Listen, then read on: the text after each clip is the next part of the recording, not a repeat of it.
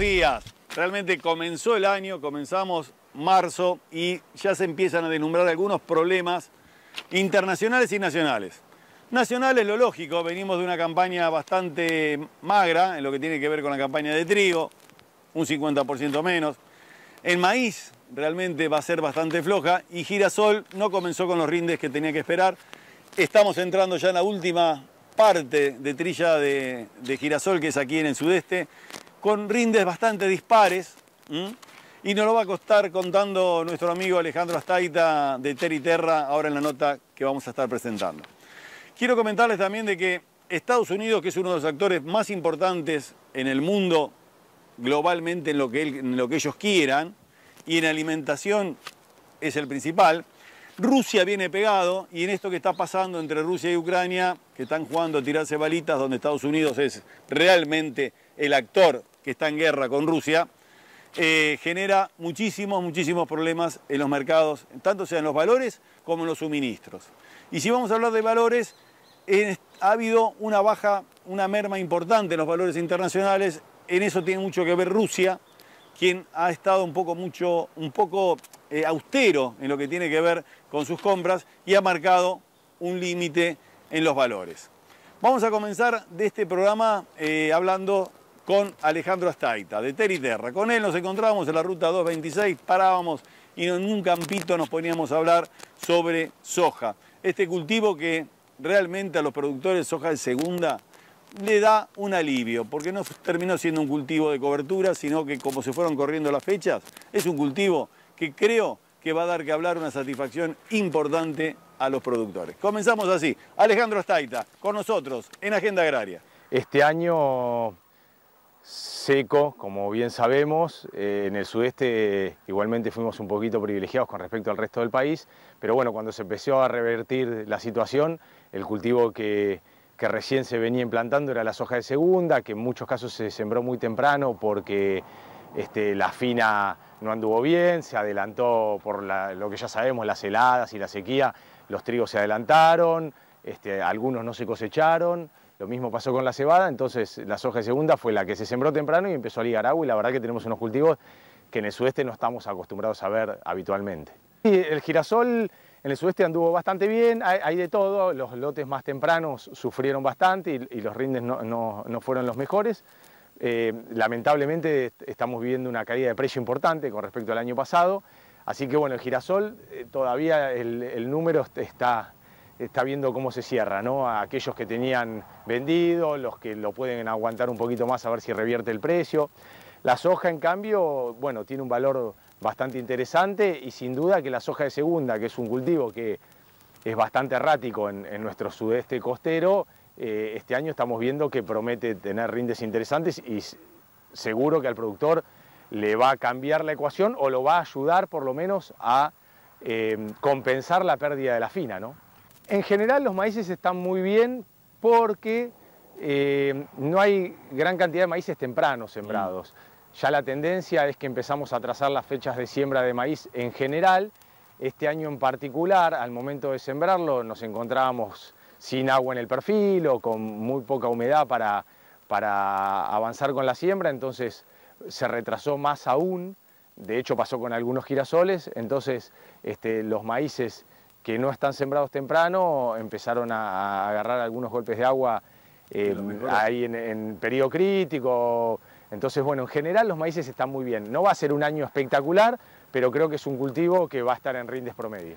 En términos generales, la tendencia fue a todo lo que es los cultivos de fina, a sembrar lo más temprano posible, buscarlos, en el caso de los trigos, los ciclos más largos para aprovechar, a arrancar sembrando lo antes posible.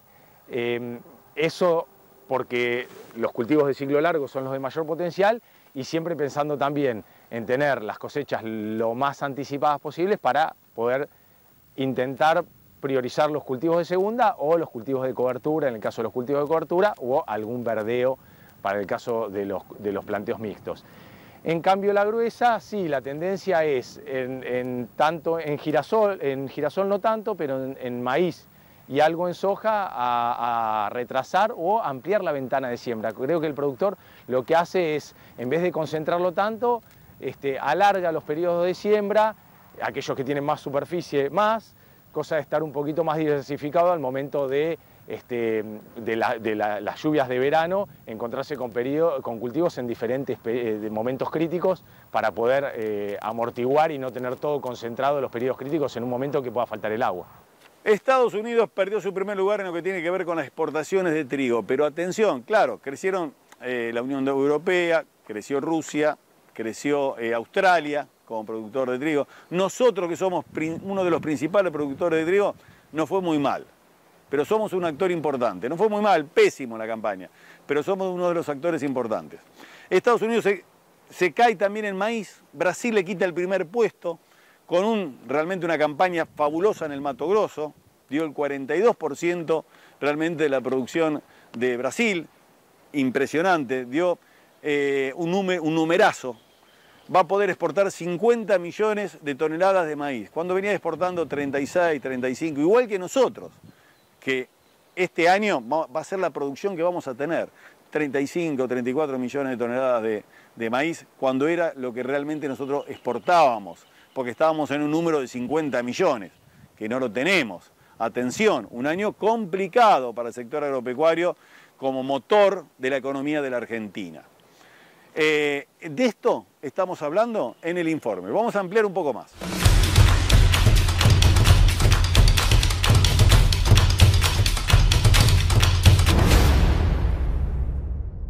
Estados Unidos perdió su lugar como el mayor exportador de trigo del mundo hace una década. Los cambios en los patrones globales de producción y los mercados agrícolas afectaron la competitividad de las exportaciones de Estados Unidos durante las últimas 2 décadas, dijo el Servicio de Investigación Económica, señalando la creciente competencia de Brasil, Argentina, la Unión Europea y Australia. Brasil podría suplantar a Estados Unidos este año comercial como el principal exportador de maíz por segunda vez y, a pesar de algunas desventajas, el liderazgo brasileño en las exportaciones de maíz puede no ser temporal, dijeron 3 economistas agrícolas de la Universidad de Illinois a mediados de marzo. China se convirtió en el principal importador de maíz brasileño en enero. Un informe de Luzda analizó las tendencias de las exportaciones de maíz, trigo, soja, algodón y nueces de árbol entre 2000 y 2021. Estados Unidos no negoció ningún acuerdo de libre comercio nuevo entre el 2012 y 2020, lo que potencialmente limitó sus oportunidades de exportación en algunos mercados emergentes, mientras que los competidores firmaron múltiples tratados durante ese periodo, dijeron los 4 autores del trabajo. Estados Unidos sigue siendo el principal exportador de maíz, nueces y algodón, mientras que otros competidores han penetrado en los mercados mundiales de soja y trigo, dice el informe. En los últimos años, la producción de trigo de Estados Unidos y su participación en el mercado mundial de trigo quedaron rezagadas con respecto a la Unión Europea y Rusia. De manera similar, Brasil superó a Estados Unidos como el principal exportador de semillas oleaginosas de soja y también aumentó drásticamente su participación en los mercados mundiales de maíz y de algodón. Con Alejandro Astaita nos fuimos al corte y teníamos el compromiso de volver para hablar un poco más global sobre diferentes temas que tienen que ver con la agricultura en nuestro país, con medidas que toma el gobierno, cómo lo ve el sector agropecuario. Compartimos la nota. Mira, la verdad que este famoso dólar soja, que se está hablando del posible dólar soja 3, sin duda que son manotazos del gobierno con fines recaudatorios. Obviamente que el productor, pudiéndolo aprovechar, sin duda que mal no viene. Yo creo que la diferencia de este posible de dólar soja 3 depende de cuándo salga, si es que sale. A diferencia del anterior es que, bueno, no hay volumen de soja para vender aún. Primero porque no hay avance de cosecha y segundo porque las cosechas van a ser muy magras. Entonces siempre el sabor amargo que le queda al productor es que ¿por qué la soja, no? ¿Y por qué no todos los demás cultivos? Ni hablar la gente que está en otro tipo de economías, regionales y demás. Ahí es donde más se manifiesta que tiene fines recaudatorios, porque la soja es el cultivo de principal volumen de comercialización. Creo que esa es la única explicación. La verdad que el temor que nosotros tenemos es que se vuelva a áreas de soja mucho más importantes que las que teníamos por encima de otros cultivos, ¿no? Otra vez el girasol, al caerse los precios, que fue un cultivo que creció mucho en nuestra zona y que la verdad que es un cultivo que en la rotación entra muy bien, hoy el productor hace el margen de la soja versus el de girasol y probablemente la soja recupere área. Cosa que desde el punto de vista agronómico no está bueno, porque está bueno que la agronomía se haga en función de la agronomía y no en función netamente de mercados y de coyunturas. Año electoral, el productor ya tiene sus temores, sus antecedentes y busca hacer cultivos de la menor inversión posible y que los pueda aguantar y la soja siempre termina siendo privilegiada por estas necesidades coyunturales de los gobiernos muchas veces. Sin duda no está la fiebre del año pasado de esta época de llevarse puesto todas las bolsas de girasol que hubiera en el mercado, por esto que te acabo de decir. Sí, el productor va tomando decisiones y haciendo compras anticipadas por temor a que algo no haya, ¿viste? La falta de dólares en el país, que todos sabemos y que todos escuchamos y que todos vivimos, no solo en el sector agropecuario, desde aquel que tiene que comprar un juego de cubiertas para un auto o una camioneta, sabe lo dificultoso que se hace, los tiempos que se manejan, que a veces no hay, que hay que esperar, o ni hablar los industriales con determinados repuestos. Entonces, como eso ya está incorporado en la diaria de la gente y por ende del productor, el productor se anticipa a intentar asegurar por lo menos los insumos básicos para los cultivos. Nosotros tenemos que ir anticipándonos a la necesidad del productor y garantizar el abastecimiento, por eso que nos obliga a estar ágiles, a estar despiertos y mantener siempre la posibilidad de estoquearnos y de comprar de la mejor manera posible. Hacemos una pequeña pausa, pero seguimos compartiendo material que tenemos en Agenda Agraria con ustedes. Tenemos informes, noticias y más notas preparadas para estar con ustedes. En Rizobacter creemos que la agricultura hay que hacerla como nunca. La microbiología agrícola nos dice qué hacer, porque cada semilla, raíz o cultivo sabe lo que necesita y trabajamos todos los días para también saberlo nosotros, sin dejar de pensar que alrededor hay un productor, una familia, una ciudad. Rizobacter, mejor agricultura. Para tu campo nuestros híbridos, antes de todo potencial, sanidad y estabilidad. Antes de todo, vos. Campaña Maíz Tardío 2022. KWS Argentina. Hotel Facón Grande, Reconquista 645, Buenos Aires. Hotel Facón del Mar, Avenida Colón 2198, Mar del Plata. Hoteles con tradición de campo. Este verano, vayas donde vayas, disfrútalo a pleno con la mejor carne del mundo, Carne Argentina. Encontrá las mejores recetas en www.carneargentina.org.ar. Ya se nos hizo costumbre. Cada vez que decimos somos Tecnomil, los creadores de Atramil, la respuesta es cantada. Ah, así que son ustedes. Y decimos cantada porque es música para nuestros oídos. Porque es ese ah, de más vale que te conozco. Así que somos Tecnomil, los creadores de Atramil. Te invitamos a conocer nuestra línea completa de fitosanitarios pensados y desarrollados para ofrecerte soluciones en cada etapa de tu campaña. Tecnomil, crecemos en la misma tierra. Montenegro Maquinarias te presenta la Rastra Diamante, notablemente eficaz en la eliminación de malezas. Una herramienta ideal para utilizar antes de la siembra o después de la cosecha. Rastra Diamante, el complemento perfecto para una agricultura estratégica y sustentable. Conoce más en montenegroargentina.com. Para controlar las principales plagas de la región, BASF desarrolló 3 poderosos insecticidas. Nomolt, mayor persistencia y días de control en los primeros estadios larvales. Pirate, control contundente y rápido en orugas. Fastac Duo, efectivo sobre ninfas y adultos de chinches. Juntos forman la unidad antiplagas de BASF. 3 aliados, una misión: controlar todas las plagas. BASF, we create chemistry.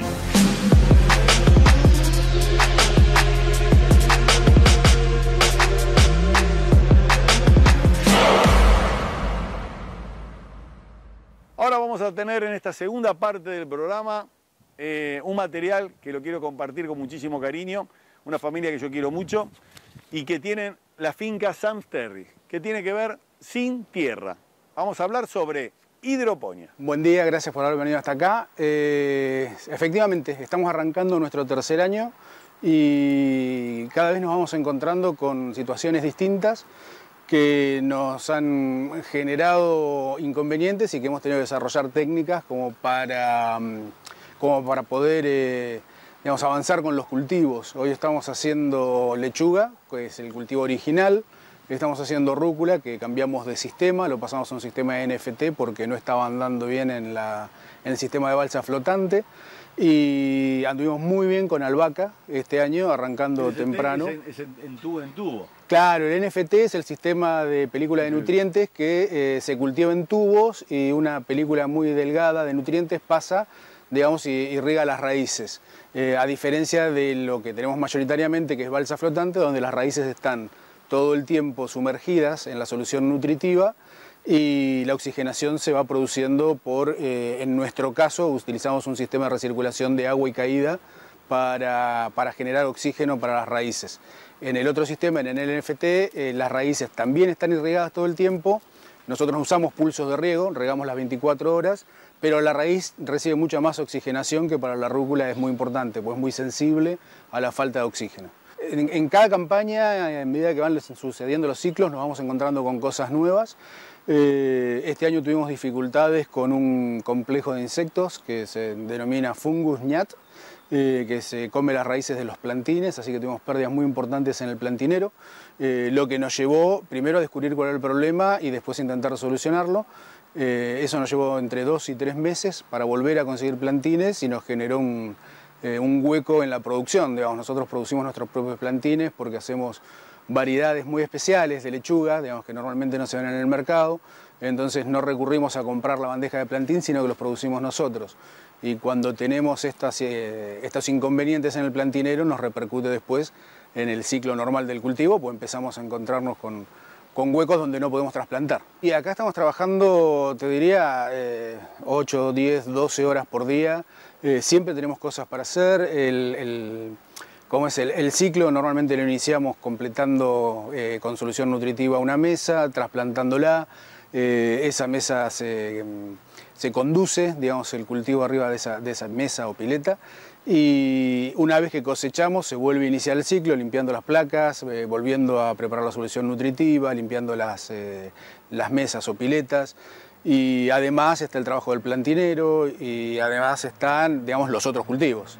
Recordemos que estamos hablando de un cultivo mucho más saludable del cultivo que es a tierra. Sí, por supuesto. Primero porque, bueno, este verano ha sido un verano, por ejemplo, particularmente tranquilo con el tema de los pulgones, y acá en nuestra zona con los trips, por lo menos en nuestro invernadero, que bueno, fueron noticia las invasiones de trips en Buenos Aires.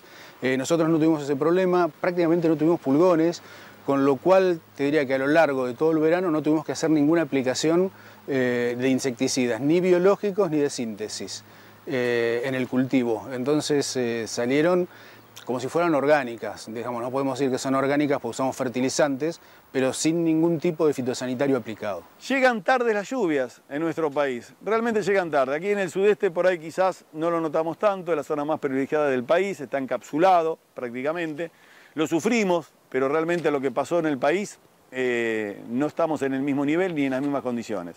En la zona núcleo, allá por el norte de Santa Fe, sur de Córdoba, la pasaron muy mal. Hubo grandes pérdidas. En este informe estamos hablando de eso. Las lluvias llegaron tarde para la soja, que se cosecha con rindes que apenas pasan los 10 quintales por hectárea. Precipitaciones registradas los últimos 7 días mejoran la condición hídrica del área implantada. Sin embargo, la Bolsa de Cereales de Buenos Aires aclara que dicha mejora no impactará sobre los rendimientos esperados de la soja, dado lo avanzado de la fenología del cultivo. A la fecha, un 39,5% de la superficie se encuentra en pleno llenado y madurez fisiológica, mientras sectores del centro del área agrícola dieron por inicio a la recolección de los cuadros tempranos de soja de primera. Bajo este escenario, se mantiene la proyección de producción de 25 millones de toneladas, un 44,4% por debajo del promedio de las últimas 5 campañas. Cabe señalar que durante los últimos 7 días, sectores del centro del área agrícola iniciaron las labores de cosecha de soja de primera, informando rendimientos por debajo de los mínimos históricos regionales y por debajo a los inicialmente esperados. Sobre el núcleo sur, Localidades como Junín o Baigorritia reportaron rendimientos cosechados de entre 10 y 15 quintales por hectárea respectivamente, mientras que sobre el centro-este de Entre Ríos y el sur de Córdoba fueron informados rendimientos de 7 quintales por hectárea en localidades como Crespo y La Carlota, respectivamente. Paralelamente, un 6,7% del área apta de soja de segunda se encuentra entre inicio de fructiferación y pleno llenado de grano. Se esperan importantes mermas en los rendimientos como consecuencia de las altas temperaturas y la ausencia de humedad, siendo el centro-norte de Santa Fe, ambos núcleos, y el centro-este de Entre Ríos, donde se concentra el 40,7% de la superficie sembrada, las regiones más afectadas. Seguimos hablando sobre hidroponía, seguimos hablando de cómo se puede comercializar. La primera parte fue, ¿qué es hidroponía? ¿Cómo se hace? ¿Cuáles son los cultivos que se están haciendo? Y en esta segunda parte con Alejandro vamos a hablar de cómo se comercializa, cómo se puede comercializar, qué interés tiene la gente y qué conocimiento. Año a año, como te decía, este es el tercero que estamos arrancando, la gente va conociendo cada vez más el producto. El que prueba una lechuga hidropónica o una rúcula hidropónica no vuelve para atrás, digamos, busca el producto y tiene una aceptación muy grande en el mercado. Nosotros comercializamos a través de supermercados, a través de verdulerías y estamos mandando al interior de la provincia en camiones térmicos 1 o 2 veces por semana pedidos. Y como te decía, es un producto muy sano, con un sabor distinto, con un sabor más intenso, tiene características distintas al producto tradicional. Nosotros estamos comercializando todas las semanas, hacemos por lo menos 3 cosechas por semana. Queremos llegar a hacer 5, es decir, hacer una cosecha por día y una entrega por día. En cada cosecha estamos entregando entre 400 y 500 plantas aproximadamente y es durante todo el año. Digamos, nuestra aspiración, salvo que tengamos inconvenientes como el que te comentaba de los agujeros temporales que tenemos por falta de plantines, si no cosechamos todas las semanas y todas las semanas entregamos las 52 semanas del año. Estamos mandando para el centro de la provincia de Buenos Aires a Trenquelauquen. Tenemos un distribuidor que compra normalmente acá en el mercado y nosotros le acercamos el producto nuestro, como es envasado y preparado, él se lo lleva y lo distribuye en la zona de Trenquelauquen y alrededores. Es una curva ascendente, la gente, como te decía, se va acostumbrando, va conociendo el producto y bueno, normalmente nosotros nos encontramos con la demanda cuando no podemos satisfacerla, con la demanda del cliente me refiero. Como nosotros trabajamos mayoristas, nos encontramos que nuestros clientes nos están pidiendo porque la gente les pide el producto cuando nosotros no podemos abastecer porque nos quedamos sin stock. Entonces eso nos muestra que el producto se va conociendo cada vez más y que la gente lo aprecia, realmente la gente lo aprecia. Tenemos un proyecto de crecimiento para duplicar la superficie. En el próximo año estamos apuntando a eso. Estamos en un momento económico muy complicado porque los insumos digamos, siguen estando dolarizados, como todos los insumos del campo. Los precios tenemos que estar actualizándolos permanentemente, como en cualquier otro producto. Entonces, cuando estamos trabajando con números que son finitos y además son inciertos, el pensar en una expansión es todo un análisis, ¿no es cierto? ¿No hay línea de crédito para esto? No, no hay línea de crédito para esto. En la provincia de Buenos Aires tiene algunas líneas de crédito que tienen que ver con productos agroecológicos, pero a la hidroponía no la dejan afuera, no la consideran agroecológica, más allá del sistema que vos estés utilizando. Hay líneas de riego, hay algunas otras líneas del Ministerio de Desarrollo Agrario, pero específicamente para hidroponía no. No vamos a ir al corte comercial, pero vamos a estar volviendo con algunas breves noticias. ¿Qué pasa con China como formador de precio internacional? Un bono verde que lanza el gobierno. Vamos a ver qué sucede. Son algunas de las noticias. En Rizobacter creemos que la agricultura hay que hacerla como nunca. La microbiología agrícola nos dice qué hacer, porque cada semilla, raíz o cultivo sabe lo que necesita. Y trabajamos todos los días para también saberlo nosotros, sin dejar de pensar que alrededor hay un productor, una familia, una ciudad. Rizobacter, mejor agricultura. Para tu campo nuestros híbridos, antes de todo potencial, sanidad y estabilidad. Antes de todo, vos. Campaña Maíz Tardío 2022. KWS Argentina. Hotel Facón Grande. Reconquista 645, Buenos Aires. Hotel Facón del Mar. Avenida Colón 2198, Mar del Plata. Hoteles con tradición de campo. Este verano, vayas donde vayas, disfrútalo a pleno con la mejor carne del mundo. Carne Argentina. Encontrá las mejores recetas en www.carneargentina.org.ar. Ya se nos hizo costumbre. Cada vez que decimos somos Tecnomil, los creadores de Atramil, la respuesta es cantada. Ah, así que son ustedes. Y decimos cantada porque es música para nuestros oídos. Porque es ese de más vale que te conozco. Así que somos Tecnomil, los creadores de Atramil. Te invitamos a conocer nuestra línea completa de fitosanitarios pensados y desarrollados para ofrecerte soluciones en cada etapa de tu campaña. Tecnomil, crecemos en la misma tierra. Montenegro Maquinarias te presenta la Rastra Diamante, notablemente eficaz en la eliminación de malezas. Una herramienta ideal para utilizar antes de la siembra o después de la cosecha. Rastra Diamante, el complemento perfecto para una agricultura estratégica y sustentable. Conoce más en montenegroargentina.com. Para controlar las principales plagas de la región, BASF desarrolló 3 poderosos insecticidas. No-Molt, mayor persistencia y días de control en los primeros estadios larvales. Pirate, control contundente y rápido en orugas. Fast-Tac Duo, efectivo sobre ninfas y adultos de chinches. Juntos forman la unidad antiplagas de BASF. 3 aliados, una misión: controlar todas las plagas. BASF, we create chemistry. Entra a www.agendaagraria.com.ar y volvé a ver el último programa. Además, las últimas noticias referidas al sector agropecuario. Recordá, www.agendaagraria.com.ar.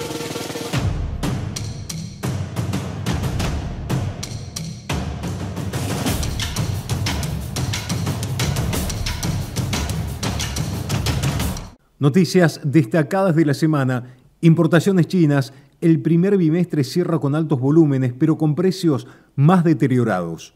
Los 5.500 millones de dólares de febrero representan 4% menos que en enero, 22% menos que hace un año y un fuerte 28% por debajo del pico anotado en julio. La estadística aún no marca el impacto del caso de la vaca loca atípico detectado en Brasil, por lo que la caída en volumen recién se verificará en marzo o en abril. Proponen crear un bono verde para asistir a los productores afectados por sequía. Eduardo Bussi, expresidente de la Federación Agraria Argentina y pieza clave del reclamo del campo para eliminar la resolución 125 en marzo del 2008, recomendó la emisión de un bono por parte del Estado Nacional para asistir a pequeños y medianos productores ante las pérdidas que dejará la sequía. Se trata de una medida similar a la adoptada en la década del 90 y que evitaría que no se rompa la cadena de pagos en el sector agropecuario. Nos despedimos, primero agradeciendo a nuestros invitados, a Alejandro Marchena, a su señora Mariana Arduino, que no estaba presente, pero que realmente la quiero muchísimo. También vamos a agradecer a Alejandro Astaita, quien siempre con su amabilidad se presta a contarnos sobre los cultivos y hablar sobre cómo se encuentra la región. Nos estamos encontrando dentro de 7 días, como siempre, con la última información del sector agropecuario a nivel nacional y a nivel internacional. Hasta la semana entrante.